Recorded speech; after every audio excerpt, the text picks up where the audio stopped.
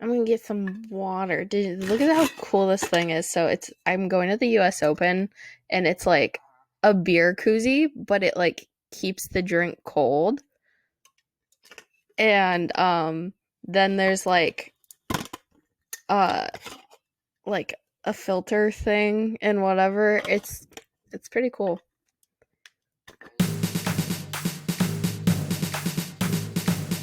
Hello and welcome to the first episode of Heels on the Court, the sports podcast for the casual fan, the fanatic, and the not a fan at all. My name is Lee Lyons, and I'm here with my co-host Sam Kirschenbaum. How's it going, Sam? I'm doing well. I watched the NBA draft, got the new Xbox Series X, just a little low key flex, as the kids say. And I've been playing NBA 2K a lot. And what have you been up to? Been watching the Masters a couple weekends ago. I actually recently just got a puppy, so that's been a huge take time suck. Not a suck, but she's great. But she's a puppy. She's 7.5 weeks old. She takes a lot of time. But other than that, no, just keeping up with sports, trying to see what's new, what's going on with COVID, what's happening in the world. The World Series happened, the Masters, the NBA draft. So much has happened, and I'm excited to go ahead and touch upon everything, nothing, and in between with you. So why don't we kick it off? Why don't we talk about the NBA draft? Let's jump right in with the NBA draft. I'm going to start with something here that wasn't talked about really at all. And I don't know if you saw this, so you're going to have to give me your opinion. So I'm watching the NBA draft pre-show, right? Mm-hmm. It's maybe like 2 hours before, and Sage Steele is on ESPN. Sorry, I'm calling you out, Mm-hmm. Sage. And to me, the best player in the draft was Anthony Edwards. I think that Mm-hmm. everybody can agree with that. The thing with Anthony Edwards is at Georgia, he's restricted by collegiate rules. Um, there's no defensive 3 seconds in the key. It's really built around, it's a game built around holding somebody like Anthony Edwards from really excelling. It's something that we saw with a guy like Russell Westbrook coming out of college, where once the floor kind of expands and there's more room to make plays and use athleticism, that's where we see guys shine and play really well at the NBA level. So to me, Anthony Edwards was the top player in the draft. He went number one overall. We all kind of expected that. Um, I thought he was number one by a long shot. Other people didn't. But what I really want to talk about is Deni Avdija from Israel. Um, Hey. so I'm watching ESPN, and Sage Steele is talking about Deni Avdija, and she keeps referring to the Israeli Premier League as that Israeli league. And something about that just didn't sit right with me.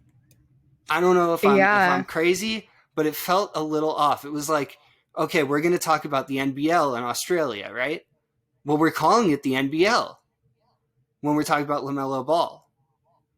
But Right. all of a sudden, we're talking about that Israeli league. He was the MVP of that Israeli league. Yeah, by the way, he's playing for a team in Maccabi Tel Aviv that's won 6 Euro Cup championships. Six Euro Cup championships. It's one of the better leagues in the world, and we're calling it that Israeli league. And he was criminally underrated, and really should have gone a lot higher in the draft. I was surprised he fell all the way to the Wizards.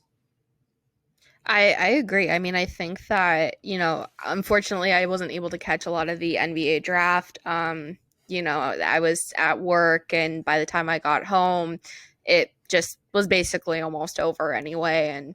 But I caught up on Twitter and I think that I that would rub me the wrong way too. I don't think that calling it that Israeli league does justice, and especially with the stats that you were throwing out, I think that if you're going to call out a league, you call it out by its proper name.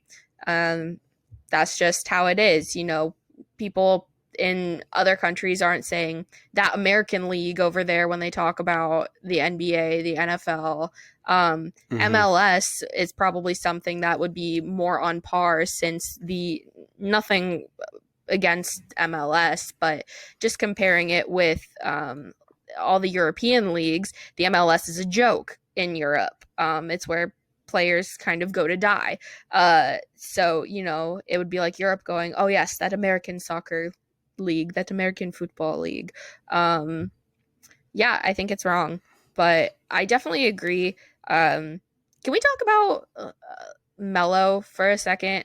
Um, I'm in an Absolutely. NBA I'm in an NBA group chat. I'm in a future sales stars program with the NBA right now, and I'm in a group of about 50 people who are aspiring uh, people, whether that be in ticket sales, sponsorship, partnership, Hmm. etc.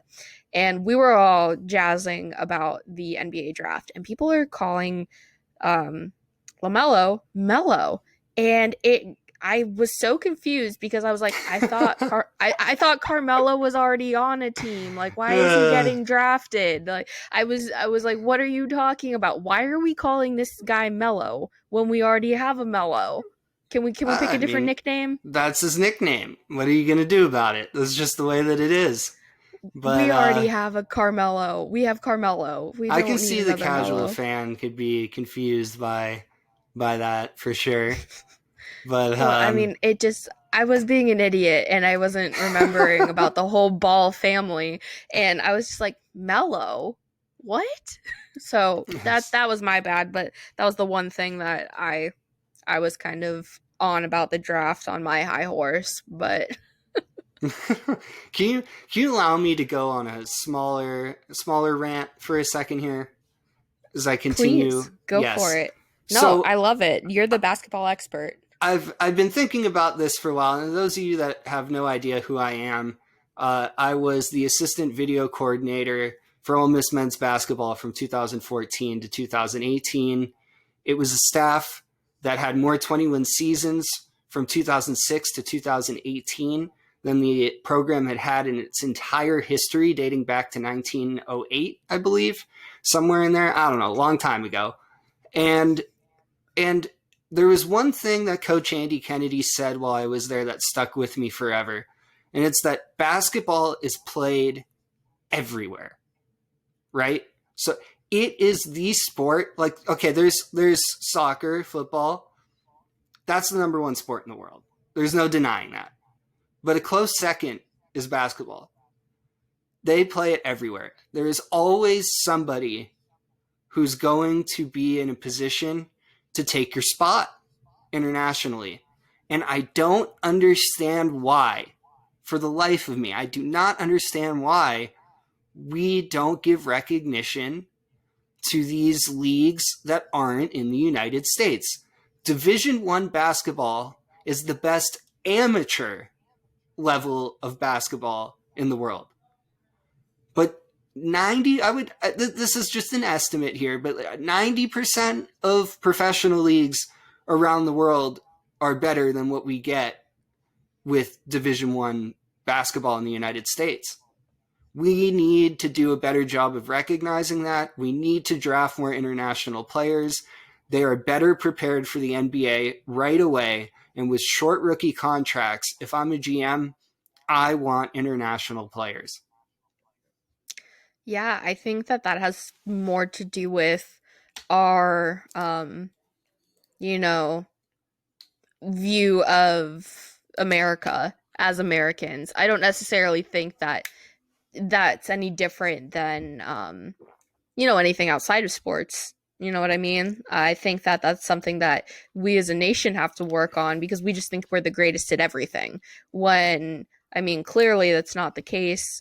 You see, soccer in Europe is better than it is in America. I mean, I know that's professional wise, but yeah, I mean, I completely agree with you. I think that, and you only see a handful of international kids um, on basketball teams at universities and colleges. And I think that I agree with you. I think that it's an untapped reservoir of talent. And, whoever ends up tapping into it earlier than later, Mm-hmm. they're gonna succeed. They're we're calling it now, folks. Whoever drafts more international players on their team will probably go to a championship. Am I right? Can I say that? It's a generalization. It's a hot take for sure, but yeah, it can happen. I mean, these kids. What people don't understand is well, America's starting to do it in a little bit of a different way, but they're specialized in basketball. They go to a school that teaches them basketball. It's not like going to practice for a couple hours a day. You grow up in this program that gets you ready to play basketball at the highest level that you can possibly play it. And we need to really start recognizing that. And in addition, just to throw another thing on my resume here, we set a record at Ole Miss for the most international players on one roster, went to an NIT quarterfinals. So there's something to be said about the development of international players, how intelligent they are on the court, off the court, how well they do in school, how easy they are to get along with a lot of these guys that have just been through. It's like playing college basketball for your entire life, and it's so undervalued. And I thought that Coach Kennedy did a great job in tapping into that market. And the reason that he did it is because he himself played in Puerto Rico. So he played a little bit of, I know that's a U.S. territory, but he was outside of the United States, playing, and he started to see, I'm sure at the time I haven't talked to him about it, directly, but I'm sure that he noticed these guys can play, and it doesn't matter where you're from. If you can play, you can play. I mean, we're at the point now, we don't care where you're from. If you can play, you're going to play. I mean, definitely. You can, I mean, that's not just basketball, that's any sport. Like, I mean, you see the NFL. I know that the Dallas Cowboys have recruited some players from Mexico. Mm-hmm. Look at the MLB with how many players from Japan and overseas there are right now. Um, it's all the sports. Like, at this point, if you're good and you're above the bar, like, we're gonna recruit you and we'll Right. get you. But yeah, I mean, I agree. But can we talk about like all these different things that are going on within the NBA during this time of like craziness with COVID and all of that? Um did you see the Louis Vuitton NBA like partnership? They created the trophy box for the championship, which was a great partnership, and they just released like this whole line of Louis Vuitton NBA branded men's clothing, Mm. and they released it. I believe it was at Madison Square Gardens, and that's where they had their big release. I don't want to call it a party because it was an empty arena, but it's just crazy to see all these different partnerships. And then you look at the LA Clippers, and they just partnered with Honey on the patch on their jerseys, and now they're posting ads left and right on Twitter. Get a Clippers jersey. Make sure that you use Honey to save 15%, and all of that kind of stuff. So there's Mm-hmm. a lot of moves happening just with partnerships and with I mean even stadiums. Again, the Clippers bought the Forum right before COVID, and they're gonna tear it down and create their own new place to play. Goodbye Staples Center era of the Clippers. Hello whatever they're going to be creating. So I think that I think that this time, while it's horrible, COVID, what's going on in America, what's going on in the world, but also it's a time for sports to be making moves. I just see a lot of transitions happening. The NBA was the only team that like or organization as a whole that got the COVID thing right, um, keeping people in a bubble. And then, you see the NFL right now going into their season with teams left and right getting shut down because people are testing positive. But there's a lot of negative, but there's also a lot of change, and I think that the change is for the better, for sure. Absolutely. Well, you are the marketing advertising expert when it comes to sports and really advertising marketing in general.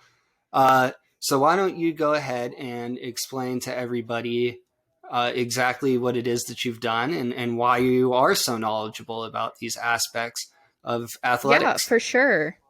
So, like I said, currently I'm in this NBA Future Sales Stars, yeah, program with 50 other participants. So this is the first year that they're doing it. So feel free to go ahead and email us at Heels on the Court if you want more information. However, the program just started, so I don't have a lot of information for you right now. But along with that, unfortunately, I put in my 2 weeks notice, but currently I am the sales and marketing director of a golf course here in my hometown. But before that, I was working for the Los Angeles Angels in their sponsorship department. I was helping out with all of the signage, infield, outfield, walls, all of the billboards around the stadium, you name it. I was probably on it working and making sure that everybody was taken care of. And before that, way back when I was in my undergraduate at the University of Colorado, SCO Buffs. Um, I was working in the athletic department as a ticket sales and customer service representative, as well as interning at USA Rugby, the Olympic arm of rugby here in the United States, doing all of their communications work surrounding the 2018 World Cup that was in San Francisco. So that was a really unique experience as well.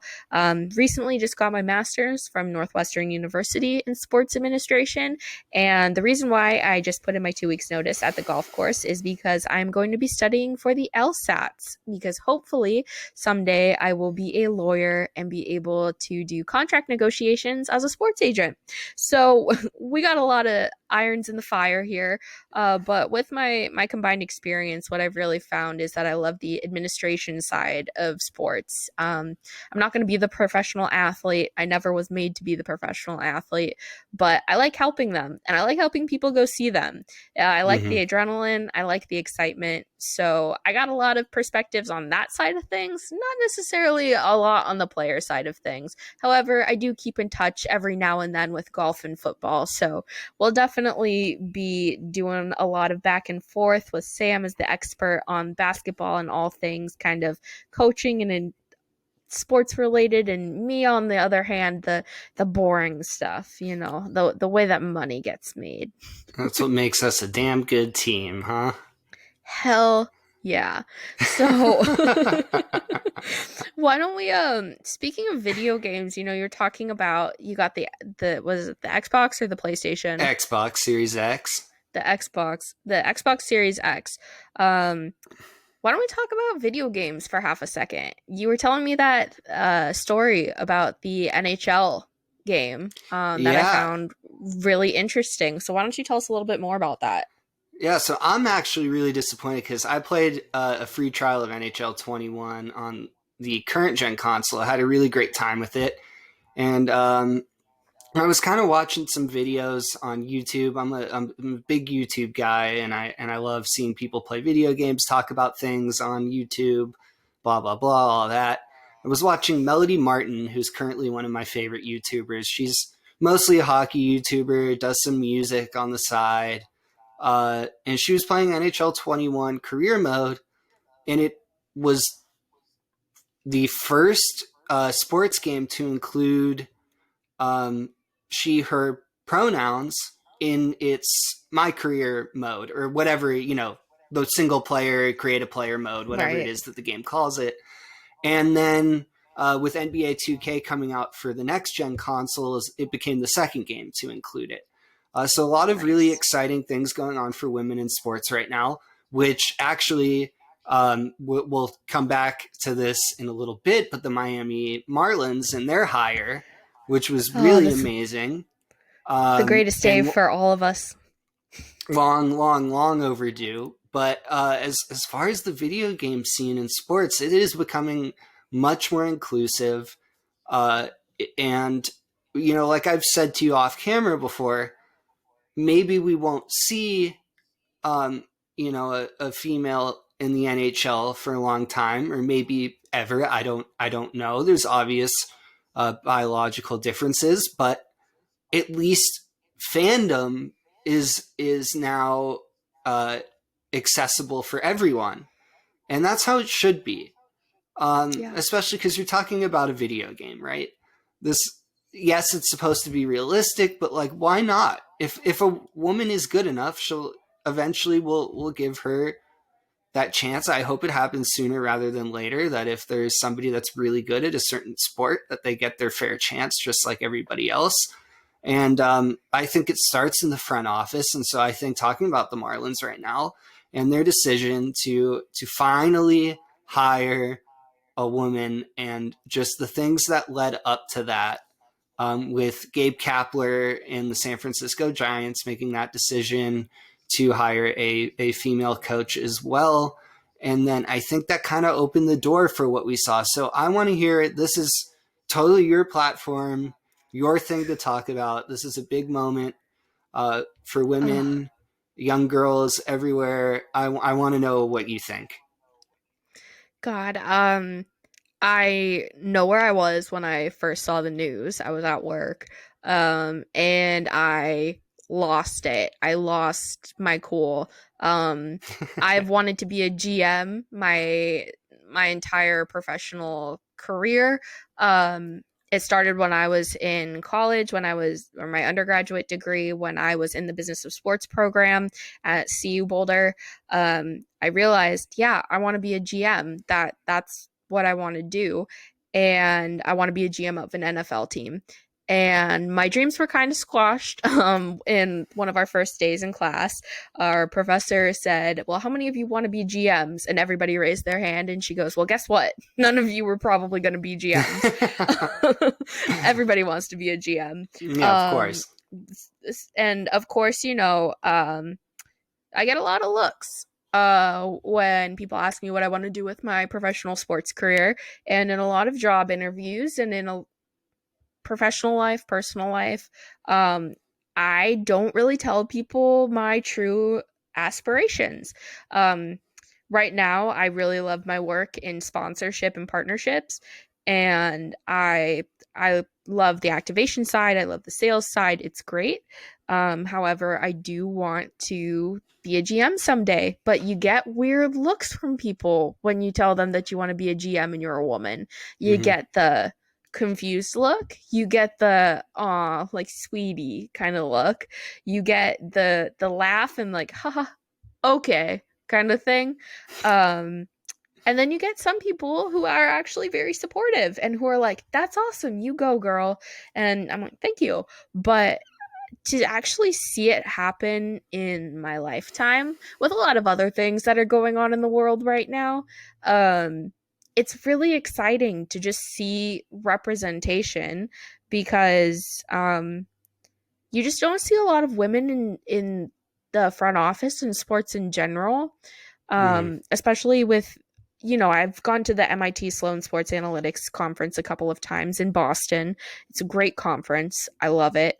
In recent years, they have done a woman in sports luncheon on, I believe it's the second day, which is great because I love networking. I love meeting all of those young women who are professionals and just starting their careers. But it's also kind of sad at the same time because I think it was my first year that I went, they didn't have the luncheon, and I only saw like three or four other young women other than myself. And it made me feel very awkward, just being in like a sea of men, especially in a place that I knew nobody. I had to be a little bit more outgoing and introduce myself to people, Hmm. which is a little outside of my comfort zone sometimes, especially in different states where I don't know people, but and for such a short period of time. But then especially when you just don't see anybody that looks like you, it's intimidating. And as a woman, you got to know 10 times more about sports than men do because women stereotypically aren't supposed to know about sports. They know football or whatever, but it's because their husband watches it while they bring them a beer, kind of a thing. So I get quizzed on stats and I have to be on my game and I have to know what's going on so that I can be 10 times better than the guy next to me. So to see the Marlins hire Kim Ing, I don't know how to pronounce her last name. Please excuse me for the butchering of it.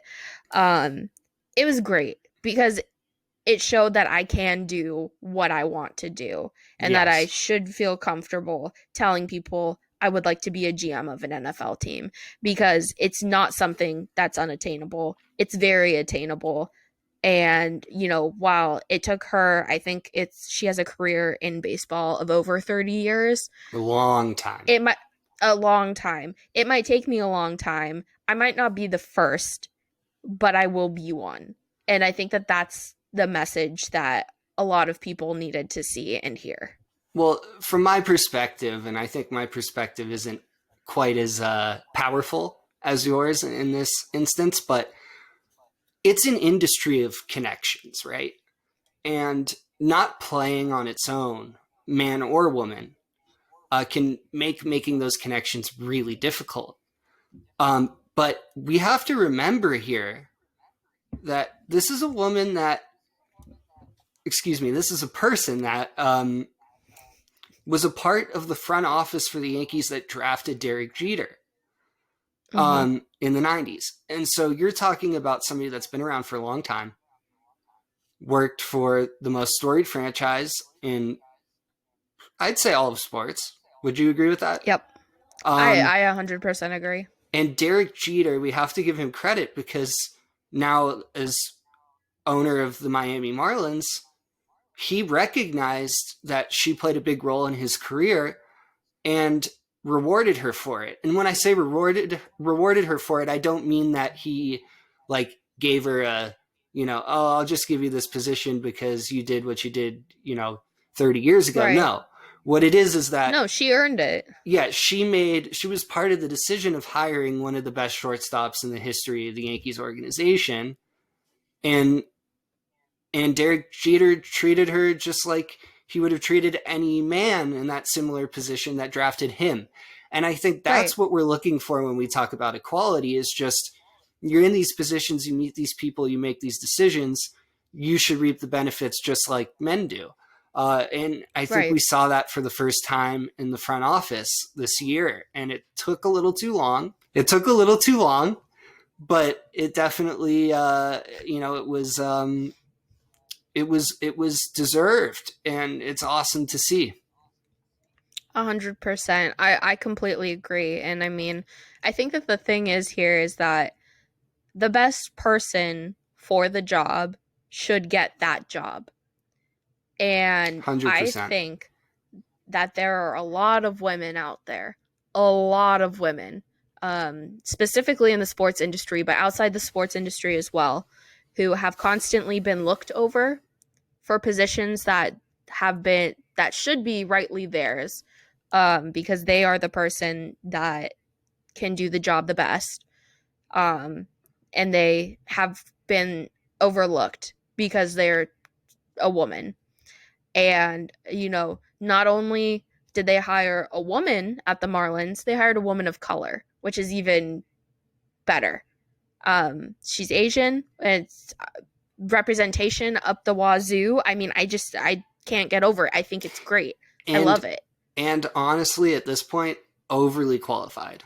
Um, So so overqualified. She should have been so in this position years ago. right. So on top of it, it was not. That's what I really want to get across. Is it's not a pity hire. It's not a hire for publicity. This is someone who deserved to have this position. Period. Period. Yeah. There's Yeah. no other way to look at it, as far as I'm concerned. Honestly, why doesn't she already own a team? That's like she deserves to have a team. Well, I mean, you gotta Like have a lot of money for that, but no, no, right, but I mean, her resume is just so impressive. It's just Mhm. I don't necessarily think that there's a position that I mean, she's like we said, she's way overqualified for the GM position, and it's a great position, but like could we put her any higher than that? You know what I mean? Like Yeah, let's no. go further. Let's have her own a baseball team. Well, we'll see what Um happens, and I think that she'll do a really great job. I think the Marlins are in a surprisingly good position right now. They Uh, are. Coming into the season, that wasn't the case. But and granted, you can't really judge off of a 60 game season. It's an entirely different animal than No, 162 but games. But it certainly was in the correct direction, and they're looking pretty good. So we'll see what happens. But yeah, I like the hire a lot. I really do. I'm I'm excited for it. I think that there's a lot of good things coming out of it. But let's talk about changes within industries. We are both golfers. We've been golfing for a long time. Dustin Johnson, all the different things that happened at the Masters, like what? With all the similarities with Tiger and Jack Nicklaus Mm-hmm. going into the Masters, with all of the stats being the same. And then we've got Cameron Smith from Australia, who is the first person to ever shoot in the 60s all 4 days of the Masters. It's crazy. And Dustin Johnson, number one player in the world, finally getting a green jacket. What a weekend of ups and downs, especially within this time. It's the first time that the Masters has ever been in November, which was interesting to see. Different pin placements. Um, it was just really crazy. And then with Mm-hmm. Tiger Woods on a par three, 10 strokes. I could play the Masters if that's how if that's how we're playing. But yeah, I mean, did you watch any of it? I watched a little. I'll tell you, I've definitely had a 10 plus before in my golfing career. Uh, Oh, way it's over it's that for it's me. not fun. It's a horrible experience. It's the most lonely feeling in the entire world. I'm talking about in a competition, not golfing with your buddies. Um, Right. I've done it in competition two or three times. Just Oof. same hole actually. Just got in my head, same hole, and you just it's just one of those in between shots where I just didn't have a club for it, you know, Just had the and meltdown. Yeah. and then once it gets into your head that one time, it's just so hard to bounce back. But we could go into the psychology of that Tiger Woods hole for hours, but to be able to bounce back, and we'll get into everything else that's more important later. But to bounce back and what was it, 5 consecutive birdies after a 10? Nuts. He's I, crazy. I mean, that is just something that if you've ever played golf, especially competitive golf, to be able to flip a switch like that and put a hole like that behind you, because we've all done it. We have all done it. Uh, Yeah. Look, the best player of all time now has done it at least Has once. done I'm it. sure there's been another time that he's done it, Oh yeah. but it is next to impossible to be playing in your foursome and then move on to the next hole and act like nothing happened. And that to me was one of the most impressive sports feats I've seen in a long, long time. That unfortunately is pretty meaningless, but it Right. was very Well, impressive. I mean, did you hear about the stat also that who was it? Was it Bubba Watson? It was someone like Bubba Watson where he won the Masters, then he came back, almost was defending his title, didn't win, came back the next year and won again. Yeah, Oh, well, apparently everybody's rooting for Tigers. Oh, he was defending his title and then, next Masters, which by the way is in April. Um mm, which is crazy with hopefully. just post with hopefully, yes, hopefully, Mm-hmm. with everything, he could win again. The cards are up in the air. But what I want to talk about is kind of the logistics or the rules of golf. I'm sorry if I'm boring our listeners, but I think that this is really interesting. Bryson DeChambeau had Mm-hmm. another row with the officials again. His first argument with officials was because on completely different tournament, his ball landed next to a fence and they weren't giving him relief. It was a whole thing. It wasn't funny, but it was kind of funny to watch on YouTube and live because you could hear the conversation that was going on. But at the Masters, he teed off. He hit a fairly good shot. It wasn't in the fairway. It was in the rough just a little bit, but they could not find his ball. It Yeah, didn't go into that was water. It didn't go anywhere. It was literally in the rough. You should be able to find a little white ball, right? They couldn't find mm, it. So he had to go back and tee off again. He argued with the rules people again because he thought that you should just be able to drop the ball. But you can't because there's no ball to find. So what are you supposed to do? What do you think? Are you on Team Bryson or Team Play by the oh, Rules? absolutely not. I am. I mean, I love what he's doing. I love that he's changing the sport and he's making it exciting for people, and he's really mashing the ball and playing golf. Honestly, it's the way that we would all play golf if we could.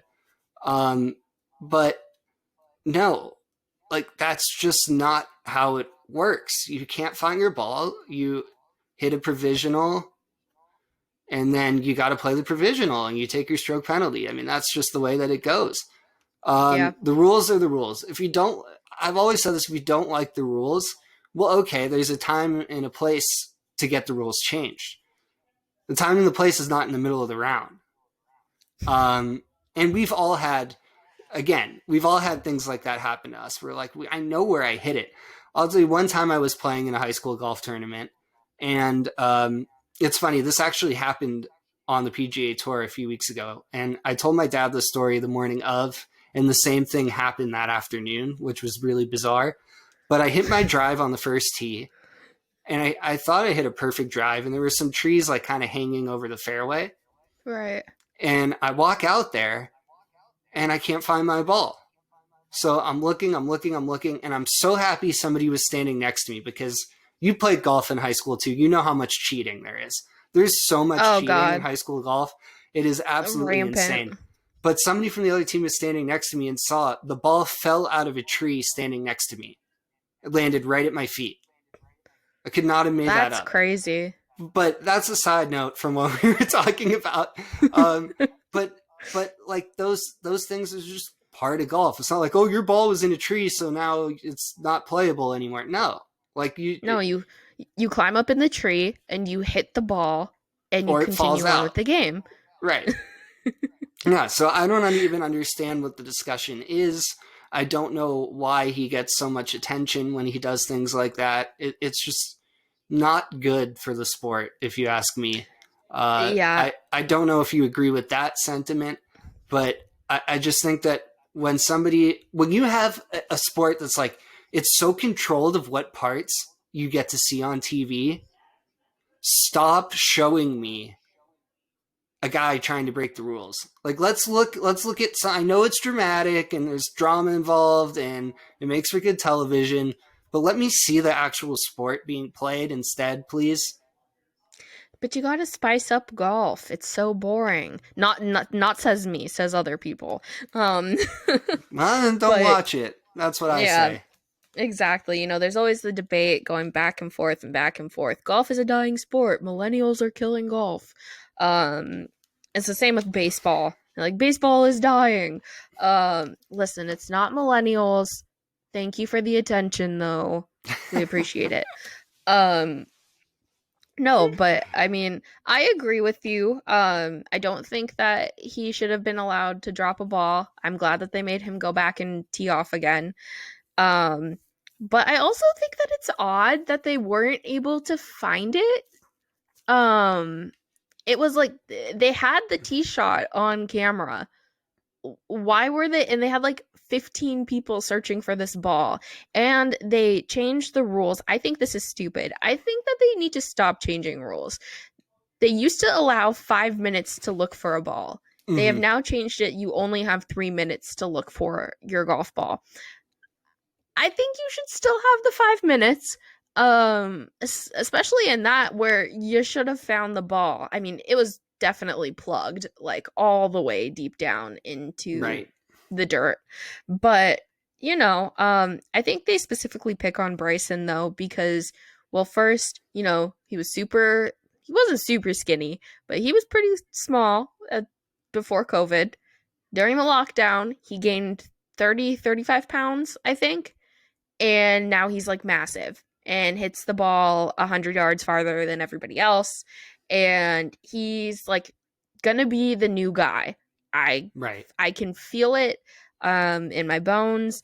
He's going to be going up there because he is so smart and knows like all of the minute little details, and he works super hard on the range. I mean, he was the last one out there at Winged Foot during I believe it was the US Open.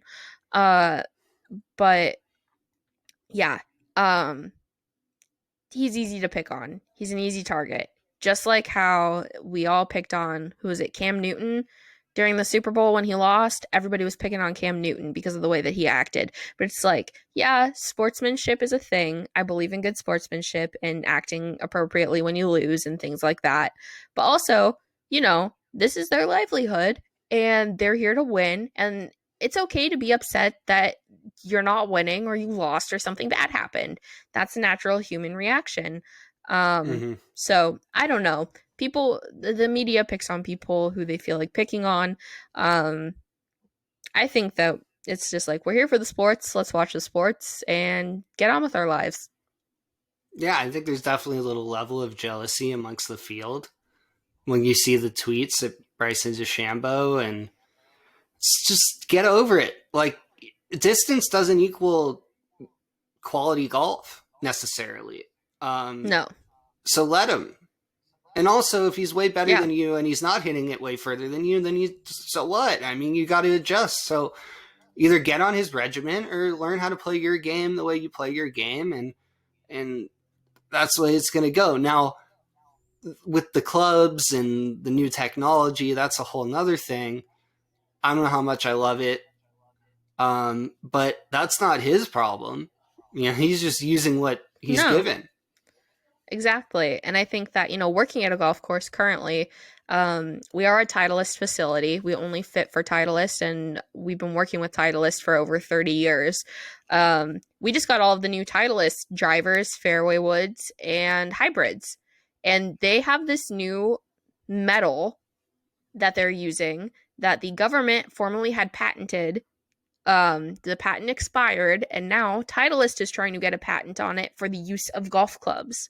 And apparently it is amazing, and it is makes the ball go so much farther and whatever. But it's like, don't hate the player, hate the people that make the equipment. Do you know what I mean? Yeah, yeah. So I think that people need to just kind of stop complaining and just catch up or quit. I don't know. That's my take on it. Yeah, and I think that's a totally fair take. So we got about 10 minutes left here. I want to transition to sort of what you think about uh, COVID and college basketball specifically, and at a later date, we'll get into COVID in general. But I'm concerned about the way that this is being handled. Oh Um, yeah. I don't know if you saw, and referencing Ole Miss again, but they canceled their tournament and they Yeah. canceled their game against Memphis, and they are not practicing until December 7th. The date of this No, recording because is November 23rd. So yeah.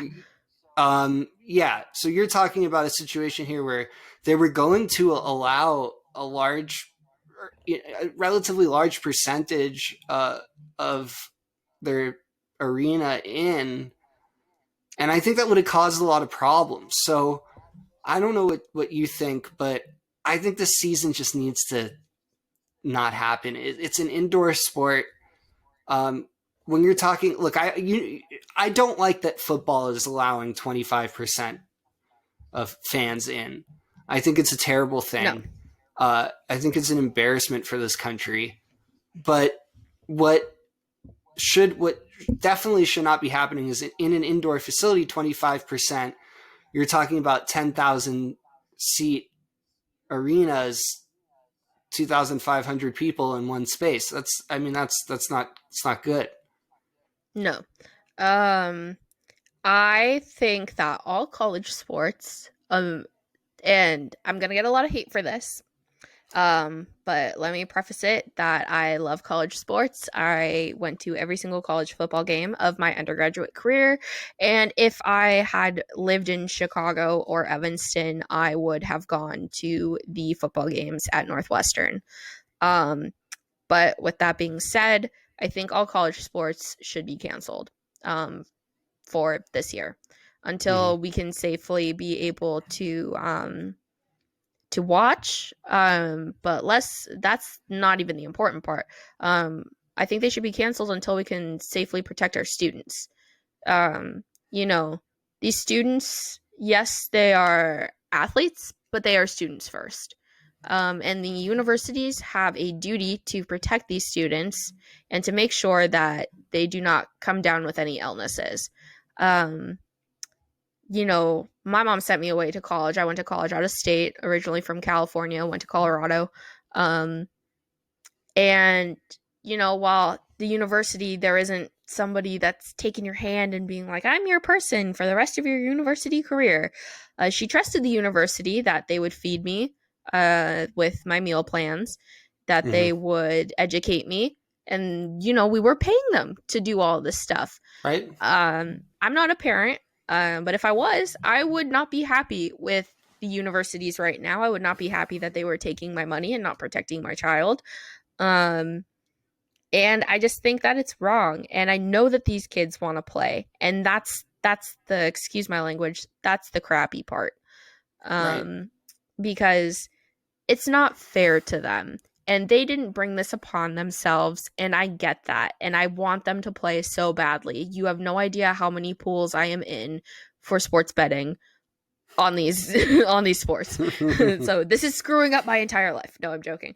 But all of that put aside, all the joking put aside, it it's not safe. And you're touching a ball. You can test however you want. Like, it doesn't matter.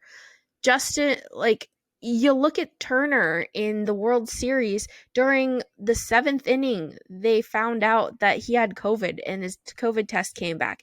And that's another discussion for another day as to why they only found out his results in the seventh inning. I'm not going to go on a tangent right now.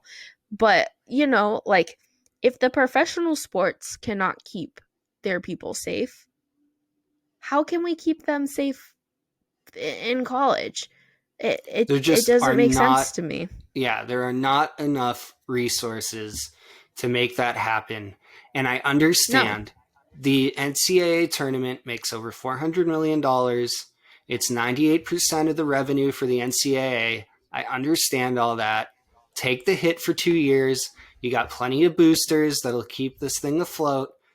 The NCAA, as much as you love it or hate it, is the reason why the American university system is special, and it's not going anywhere anytime soon, no matter what we do.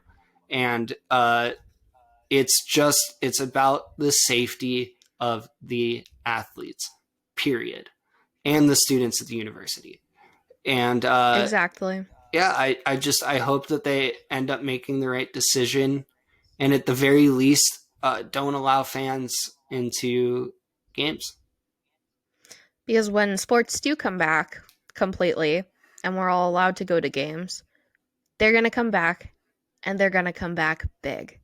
So why not take a couple months off, practice your game by yourself, be safe, and when we come back, it's going to be great. Trust me, it will be. Absolutely, it'll never be more popular. No, not at all. But I think with all of that being said, we can wrap it up here and get a little bit more heated in the next episode. But thank you all for listening. If you have any topics you'd like us to cover, please go ahead and email us at heelsonthecourt@gmail.com. Let us know what you think. Make sure you give us a thumbs up on YouTube, subscribe, give us 5-star ratings on everywhere you can listen to podcasts, and we'll catch you later.